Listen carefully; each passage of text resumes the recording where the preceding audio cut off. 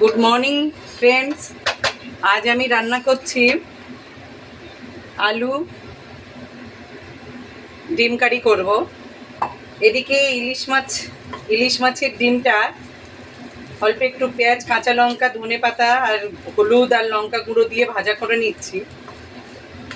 এটা ফেলেই দিতাম, কিন্তু অদিতি বললো এইভাবে করলে খুব ভালো লাগে, যার জন্য আমি এটা এইভাবে ভাজা করছি।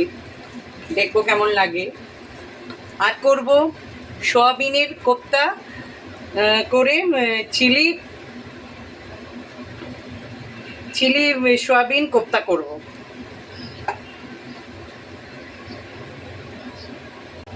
কুকারে ডিমের আলুটা দিয়েছি, পুরো ডেলি ইউজের মশলা, শুধু গরম মশলা এটা অ্যাড করেছি।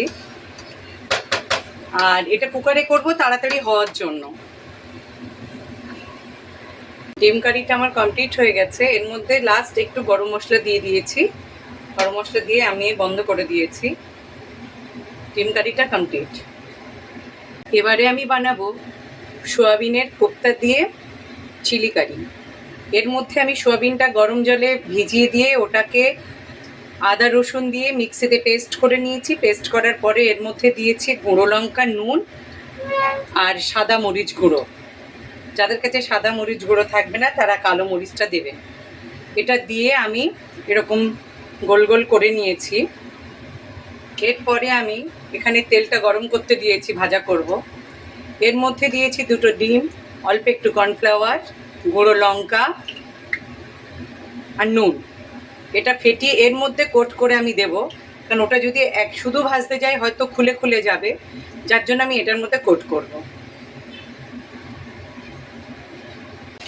এগুলো এরকম লাল লাল করে ভেজে নিয়েছি।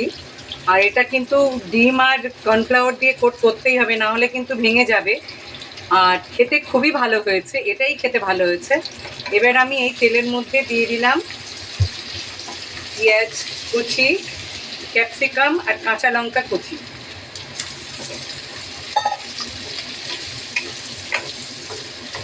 টমেটোটা নেই, তার জন্য আমি দিতে পারছি না।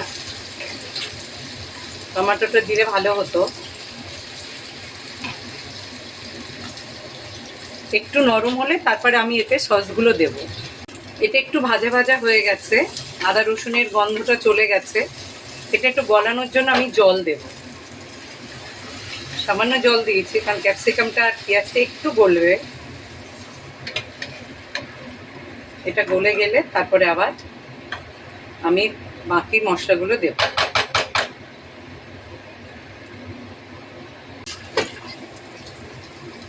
এগুলো গলা গলা মতো হয়ে গেছে, ক্যাপসিকাম পেঁয়াজ সবটাই। এর মধ্যে আমি দেব একদম অতি সামান্য soya sauce,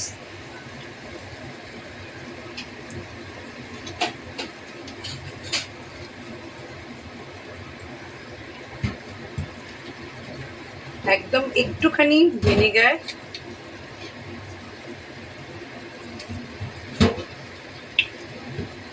green chilli sauce,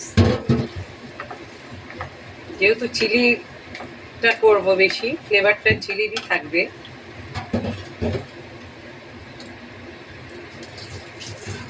সামান্য রেড চিলি সস,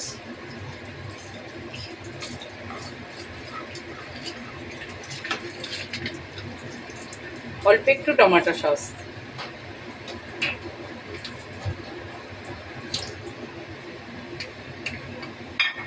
এগুলো দিয়ে ভালো করে আমি কষিয়ে নেব।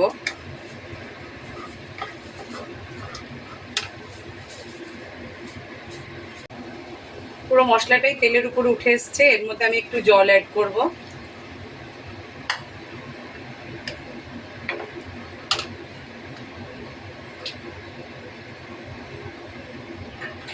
জল অ্যাড করে এর মধ্যে গরম মশলার গুঁড়োটা দিলাম। এবার এক এক করে কোপ্তাগুলো আমি এর মধ্যে ছেড়ে দেব।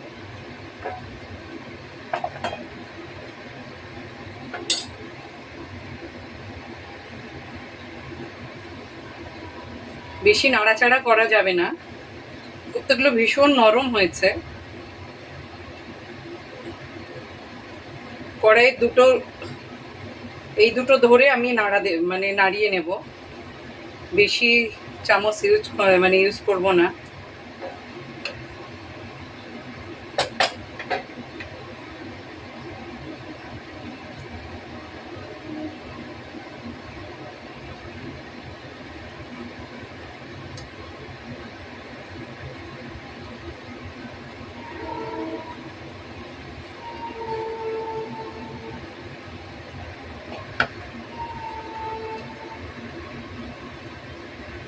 একটু ফুটে জলটা একটু কম হবে, আমি নামিয়ে নেব। এইভাবে খেয়ে দেখবেন, খুবই ভালো লাগে।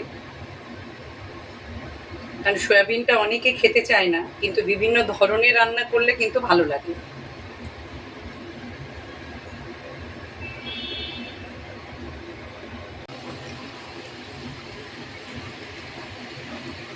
সয়াবিনের চিলি কোপ্তা কারি আমার কমপ্লিট হয়ে গেছে।